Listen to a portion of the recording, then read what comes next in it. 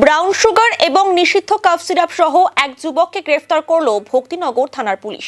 ধৃতের নাম তুফান রায়, শিলিগুড়ি পৌর নিগমের 43 নম্বর ওয়ার্ডের অন্তর্গত দাদাভাই কলোনির বাসিন্দা।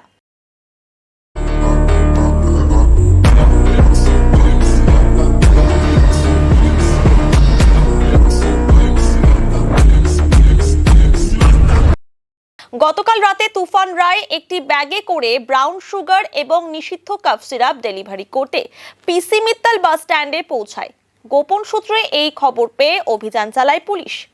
তল্লাশি চালিয়ে তার হেফাজত থেকে উদ্ধার হয় ব্রাউন সুগার এবং প্রচুর নিষিদ্ধ কাফ সিরাপ। এরপরই গ্রেফতার করা হয় যুবককে। পুলিশ সূত্রে জানা গিয়েছে, উদ্ধার হওয়া ব্রাউন সুগার এবং নিষিদ্ধ কাফ সিরাপের বাজার মূল্য লক্ষাধিক টাকা। আজ ধৃতকে জলপাইগুড়ি আদালতে পেশ করা হয়েছে। গোটা ঘটনার তদন্তে পুলিশ।